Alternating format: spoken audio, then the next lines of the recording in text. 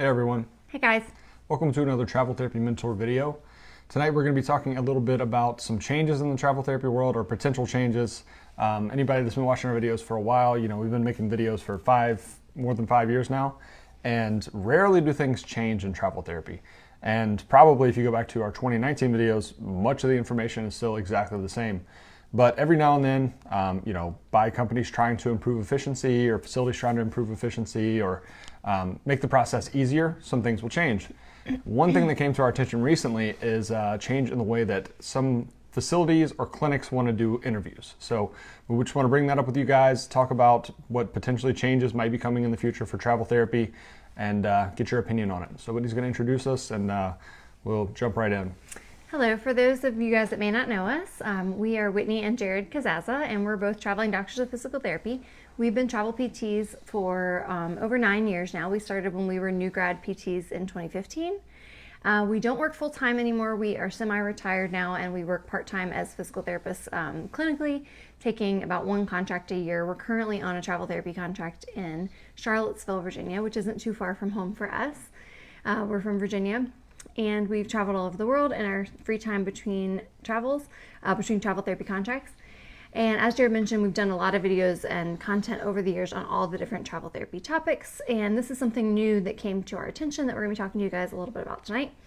We are live tonight on both Facebook and Instagram, so we would love if you all would say hello if you are watching live on Instagram or on Facebook. We'd also love to get your feedback about this topic, so we'd love if you would leave us any comments, tell us what your thoughts are, tell us what your concerns are, let us know if you have any questions. We will answer questions, just depending if it's pertinent, we might answer it throughout or we might answer them all at the end. We did actually already collect a little bit of information yesterday and today from some different folks. We got some feedback on both Instagram and Facebook about your opinions on this topic, so thank you guys that provided some feedback for us. We also have some information to share with you that we gathered from several different staffing companies, travel therapy staffing companies across the industry, and some different trends that they're seeing. So a lot of information to share with you guys tonight. Thanks for those of you guys that are tuning in live, and then shout out to those of you as well that will listen later either on the podcast or on YouTube.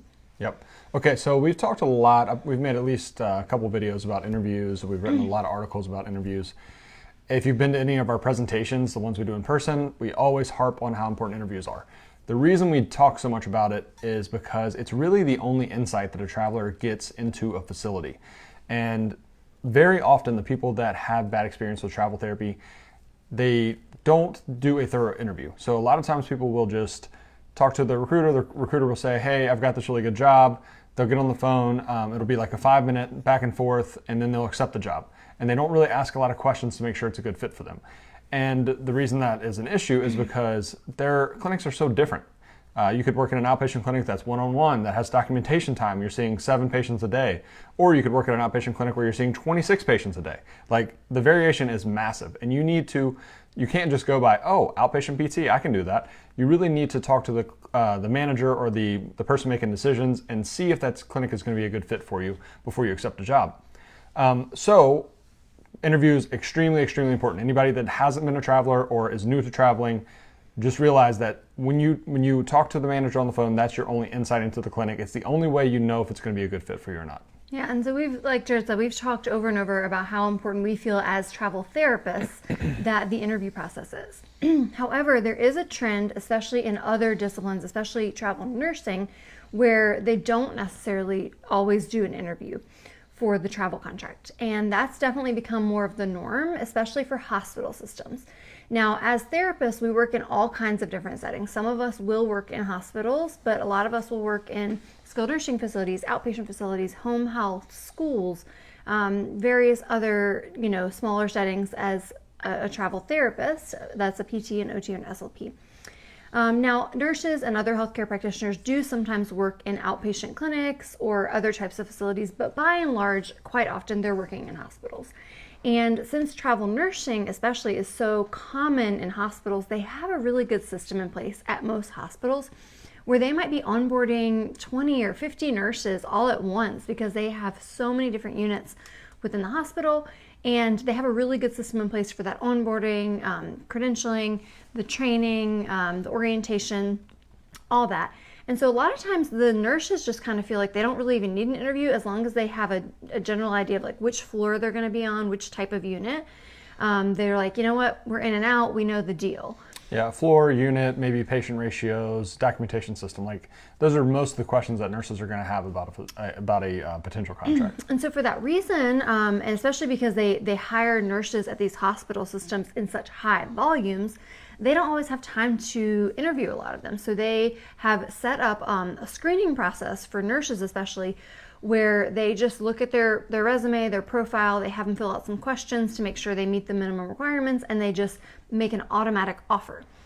And so this is kind of the trend that has gone that way with nursing and some of the other healthcare disciplines, especially the ones that work with these big hospital systems. So some of these bigger hospital systems are wanting to do the same thing for therapists that they hire within their hospital system. And that doesn't always mean just for the hospital jobs, because sometimes the hospital system will also own a home health company or a skilled nursing facility that could be under that same umbrella with that hospital system. And then that's when it can get a little tricky, because they're like, well, we do it with the nurses and they don't need an interview. Why do these therapists need an interview? Yeah. So we want to go into some details of talking about, kind of the way this is working, what we're hearing, and, what are some of the pros and cons to this approach? Yeah, normally when a place does an interview, it's a red flag. And we've had a couple of those in the past, and actually probably our worst assignment ever was one that Whitney sort of interviewed for, but I accepted, we didn't interview as thoroughly as we should have. This was very early on, and it was one of our worst assignments. And so definitely a red flag if a place, and actually that place didn't even want to interview, but Whitney said, oh, I'd really like to talk to the manager. So usually a red flag, probably there's a reason that they don't want to be on the phone with you. It might be the facility's not great. So normally it's a red flag, but in these types of situations where it's a hospital system that wants to streamline the process, it might not be that it's a bad place. It might just be that they're trying to save time and not interview. Now, in our opinion, that's probably not worth it for us. That's probably not, just because it saves time for the facility, it's probably not a good thing for us. It's better to have some insight into the place, but I can understand why they're trying to make this process a little bit easier for them in terms of not having to interview 50 different candidates and spend all their time doing that. I can understand that. Yeah, so this is kind of new to us, and so it was explained to us some of the ways that they're doing this. Now, there certainly are some facilities, like there might be a skilled nursing or an outpatient that really is just desperate, and they're like, yep, it was good enough for me to just look at your resume. I'm going to go ahead and make it the offer. And so if it's a smaller facility or something like that, that's probably more of a red flag, because it's like, yeah, they don't even have time to interview me. They're just so desperate that they're just going to hire me on the spot. But it sounds like the way these bigger hospital systems are doing, quite often from the companies, the recruiters that we work with, they were saying it's more the MSPs, which is a managed service provider, which is a big umbrella hospital system type place. They have a really thorough screening process in place. And so what they're doing, they're going to have you submit your regular resume and profile, and then they are also having you submit additional questions. So one of the companies we talked to said that they're calling this like a virtual interview on their end. So they would say, okay, we want to find out more about these 5 candidates. Can you have them record some answers to these few questions? And they may actually reach back out to you as the next step in your hiring process to say, okay, can you record some answers? It could be just sending it via email, but it could actually be you recording verbally your answer to some questions.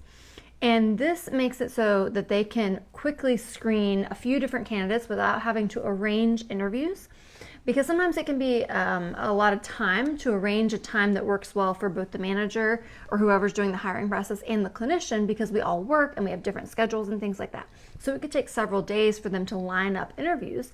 But if you can do these pre-recorded questions on your own time and send it over to them, in the evening whenever you get off work, then it makes it all go faster. So basically they're getting their questions answered, and then from those questions, they are choosing which of the candidates they want to hire, and then they're having the recruiter go ahead and extend the offer to you.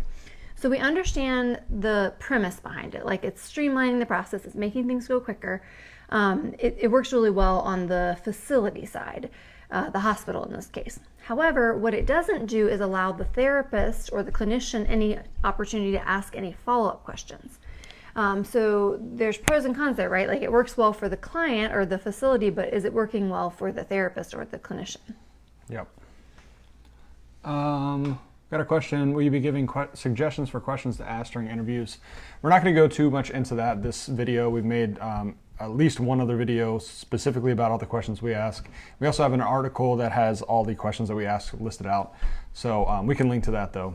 Yep. So we've definitely gone over all that before. But we'll talk a little bit about it when we get into the reasons why therapists don't like this, because of some of the primary questions they want to get answered, right? Yeah. So why would this be better for facilities? Obviously, it streamlines the process. To me, this kind of sounds really daunting or scary, I guess. And it kind of sounds crazy because I'm talking to you guys on a live video right now and you think like, oh, it shouldn't be a big deal. But if someone sent me a list of questions that I had to like video myself or answering, I would be stressed out about that. And that's part of the reason why we do these live videos, believe it or not, is because it's easy to be a perfectionist when you're answering questions that you're recording and you can delete it. We used to try to record videos and every time I messed up, I'd want to restart again. Well, if it's a live video, you can't do that. And so the idea of like getting questions that I had to video myself answering or even just record myself answering, I would definitely stress out about that. So I can understand why a lot of travelers would not want to do this, and a lot of the feedback we got from therapists was, they wouldn't want to do it that way either. Yeah. So we asked for feedback in a couple of the groups that we run. Some of the groups are mainly therapists, but we did also get some feedback from nurses and other disciplines. So from what we understand with a lot of the nurses, as I mentioned before, the reason why they often don't care is because a lot of these hospitals run similar, and as long as you know the type of unit and like the essentials, like, okay, which EMR do you use and like what will my schedule be, they don't care to ask much more beyond that. A big difference I see between the way it works to be a nurse who works in a hospital versus a therapist who works in any setting really is nurses work all kinds of different shifts, and typically you're going to have all kinds of different staff depending on the shift. You might have a completely different charge nurse, different CNAs, different doctors on call. Everybody can be different during your shift, and so they don't necessarily get too invested, from what I understand, in who their manager is or who else the other coworkers are, because it could change all the time. As well as, your patients turn over really quickly, usually in the hospital as well. Whereas a difference for therapists is we work business hours in pretty much all settings, whether you're working in acute care or a skilled nursing or an outpatient. You're working these business hours usually with the same coworkers, and you quite often work with your direct manager. And so quite often therapists want to know more about the other staff they're going to be working with, want to know about the style of direct management they're going to have. They want to know a lot more about like the types of caseload and productivity and those types of things. So there's just a lot more questions that it seems like therapists want to find out that aren't necessarily provided to us in the job order. A lot of times when you look at a travel therapy job listing, it's very generic. It doesn't tell you very much. And so you're essentially going in blind if you were to take the job without the interview, because they don't tell you very much about the clinic or the facility. In addition to that, as I mentioned before, a lot of times with nursing, they have a very regimented thing in place with the orientation and the training and the onboarding for hospital systems, because they have nurses so often. You could be going to a hospital orientation with 20 other nurses and they're like, yeah, we know the deal. Like, we're going to do the same thing for all of you. Whereas we've worked plenty of places that never had a travel therapist before, or maybe had one, and there's no set processes in place. There's a lot of questions. We've arrived on the first day to not knowing what we were supposed to do, the person who's on site not knowing what we're supposed to do.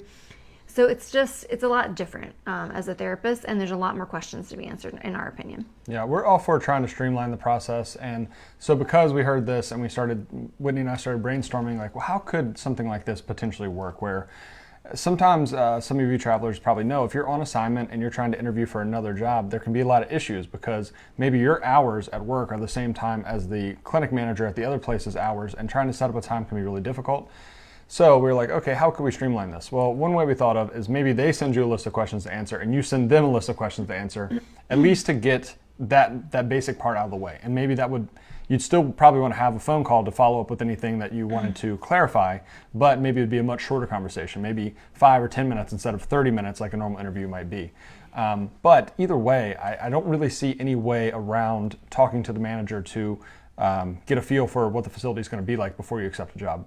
And we'd love you guys' feedback. How do you feel about that? Do you think that you would be able to get a good feel for a facility or a clinic with just sending them questions and having them answer it? Or do you feel like you need to talk to them on the phone and be able to ask follow-up questions? Because that's the thing, is if you send a list of questions, we know that some managers are very good at like tiptoeing around where their clinic's not great. So they might say something like, you'd say, oh, well, do you have front desk staff and you have tech help and all that stuff? And they might be like, yeah, we do. We have tech and front desk. But then what you might not know is that the front desk leaves at 4 and you're there till 7. And then you have 3 hours where there is no front desk person and you're expected to take payments and schedule patients and stuff like that. So there's little ways that they can answer a question that's not a lie. There's a front desk person there. It's just they're not there for your full shift. And there's all kinds of different ways that they can say things where they're just skirting around the negatives. Yeah. So some of the feedback that we got from the therapists is, as we addressed already, a lot of them just consider it a red flag. And in some cases, it might be a red flag if the facility wants to offer without an interview. In some cases, it may not be. And hopefully, we're opening up your mind to the fact that it's not always a red flag, but it's definitely something to be, wary of. Most of them want to be able to ask questions.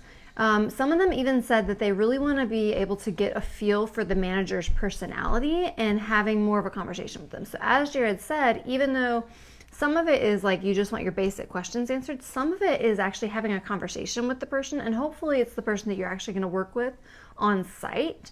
And you can learn a lot about a facility. As Jared mentioned, if you just send them a bullet list of questions and say, like, what's the productivity? How many other staff is there?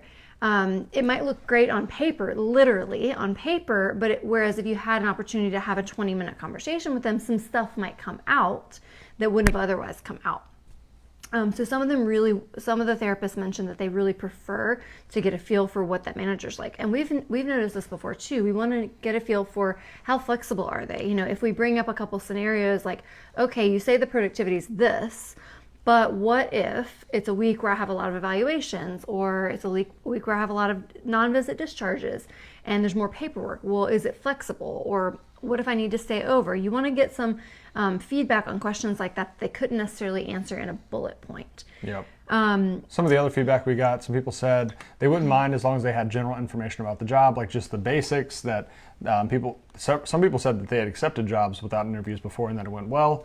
So some people are fine with just hearing the basics about a facility and then just hoping for the best. Other people said they would be willing to do it if they knew someone else that had taken that job in the past, which comes back to having a good recruiter, because very often when you interview for a travel job, if you're working with a recruiter that's been in the industry for many years, they'll say, oh, I've had a traveler at this facility before and it was a great place for them. They really enjoyed it. Or they might say, I don't know, maybe you should avoid that one. I had a traveler there. It wasn't a great experience. So having a recruiter that has had a traveler there in the past that is willing to vouch for that facility, sometimes that would be enough for the traveler to take the job. Or a friend or a colleague. Like if your friend just came off that assignment and they're like, yes, it's phenomenal, and they give you some insight about it, and you say like, well, what's the caseload like? And they tell you the basics, and they're like, yeah, the manager's great, it's wonderful, you get the connection, you get the offer. Maybe you don't need to talk to the manager in that situation.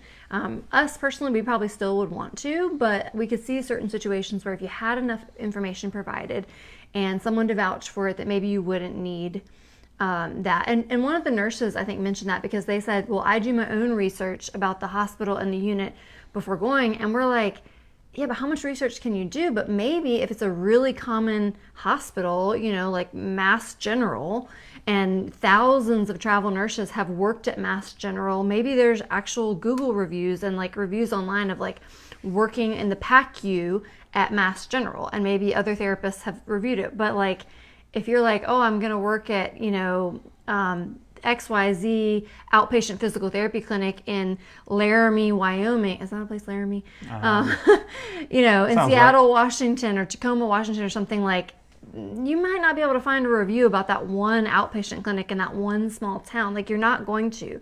So it's quite different in that regard, where you can't just find information like that online about a small facility or like a skilled nursing facility or home health company. Yep.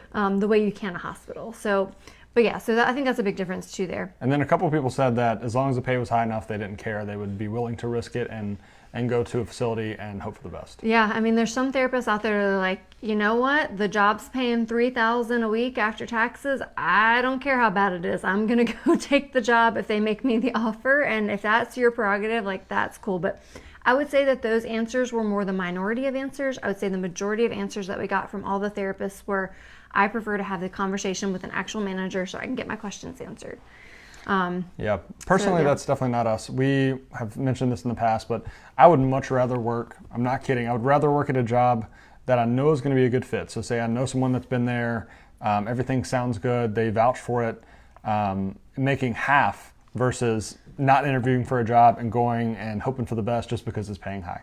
I would much rather have a good work situation and make less money, but I know that's not everyone. Yeah, because I mean, some of the nurses that gave us feedback were like, it's just a travel job. It's not a permanent job. I can do anything for a short amount of time. And again, I think some of that mentality does come from where they were making really high pay as travel nurses and they only work typically 3 shifts a week. And they were like, you know what? I can do 3 shifts a week for X number of weeks for $4,000 a week, no matter the conditions. Whereas as therapists, where we quite often work 5 shifts a week, 5 business days, it can be really daunting.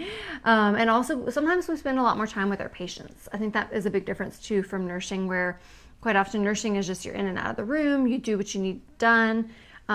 With therapy, especially for outpatient, you may be spending an hour one-on-one with these people, and your day can really be affected if it's a good facility or not, day in and day out. So, okay, so we're going to talk a little bit more about that, but if you guys have any questions, feel free to leave those now. I don't think we've gotten any yet. Yeah, let us know if you have any questions. We're going to kind of summarize here a little bit and just sort of speculate about what the future could look like, but we'd love to know your feedback. Would you take a job without doing an interview? What do you see as the pros and cons? Let us know if you have any additional questions too. So is this a new norm? Probably not, honestly. We talked to one of the higher ups at a couple of companies, and there just seems to be too many issues, especially for therapists. Like we said, there's just too many questions that you need to know, not only for the therapist, but you have to remember that you know that you're a good therapist that is applying for this job, but not every therapist is a great therapist. And so a lot of these like smaller outpatient clinics, they're always going to want to interview someone and make sure it's a good fit before they bring them in and work with all the patients in the community. Like some of these small clinic owners, they really feel like, they're treating the community, and they feel like they want to have a very good impression, and they don't want to just hire any therapist. So I do not ever think that for therapy, it'll just be a thing where you record answers and send it in and then see if you get accepted or not. But there definitely could be some scenarios where it moves more in that direction for more of the standardized facilities like we were talking about, like maybe big hospital systems.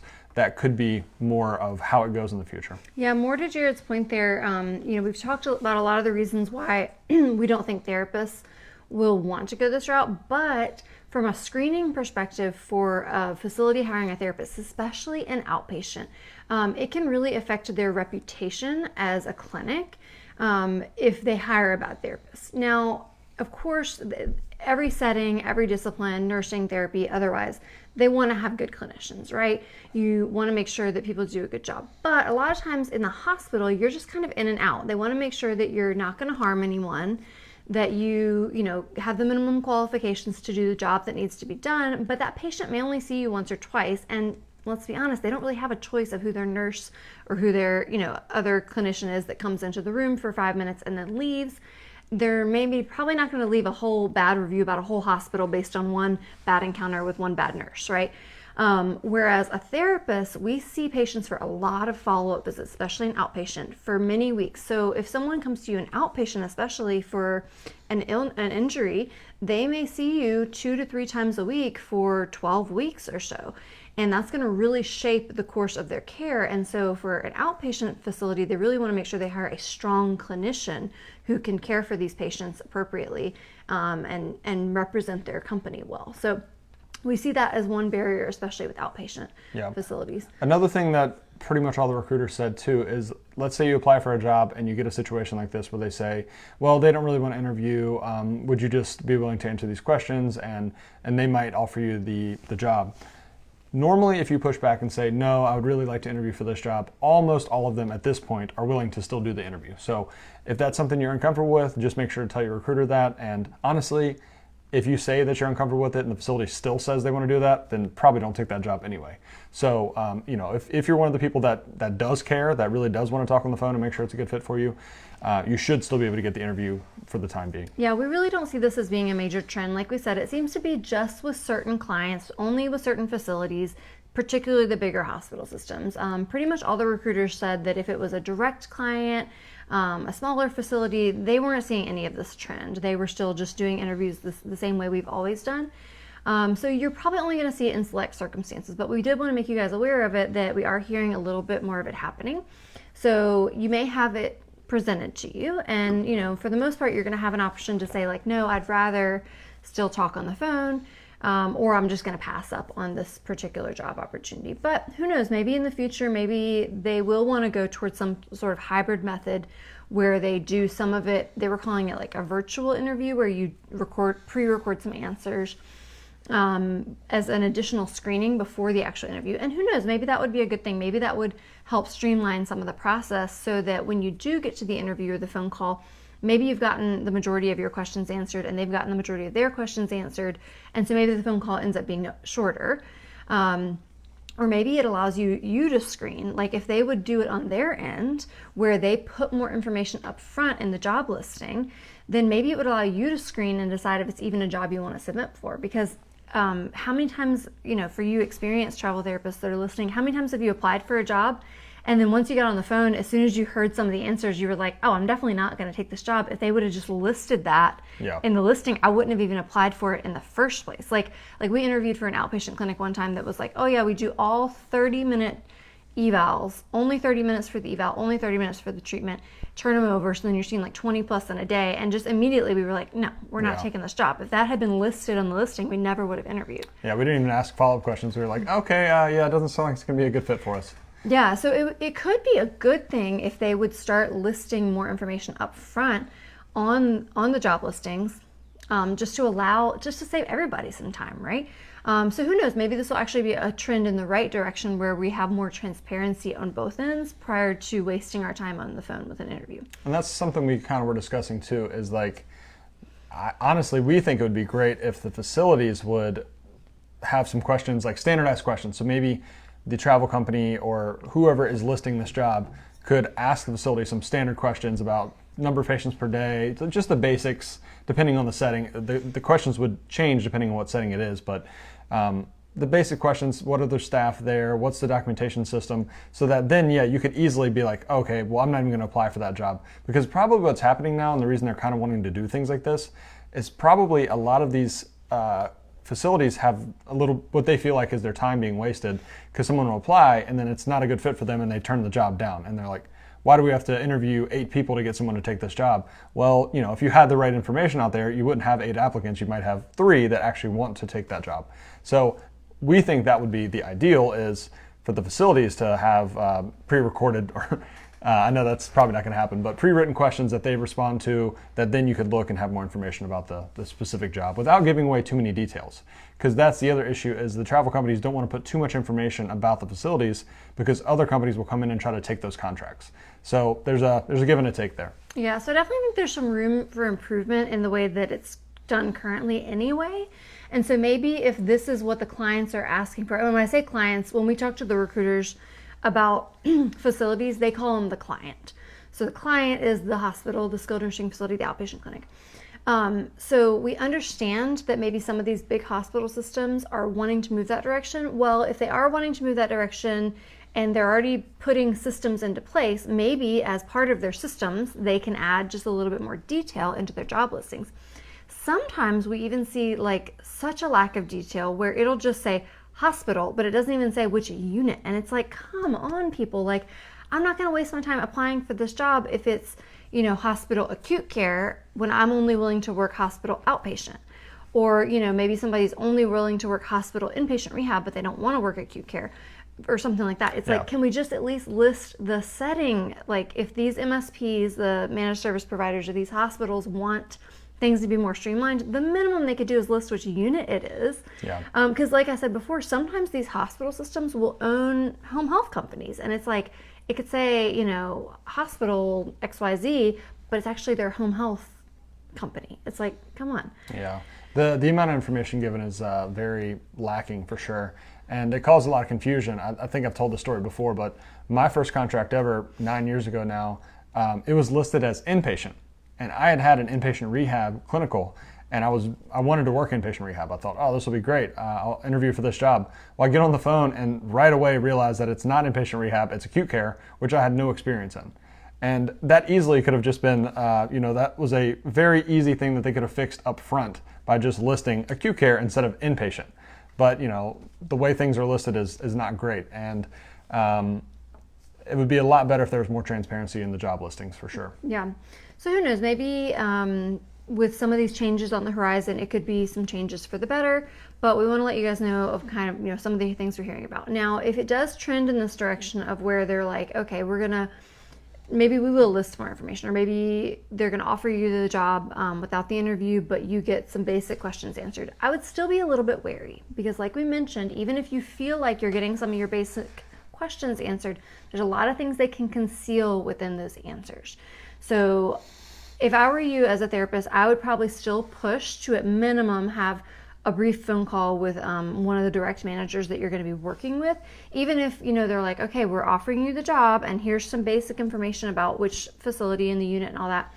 You can be like, that sounds great, but I would still prefer to have a call with the manager just to make sure.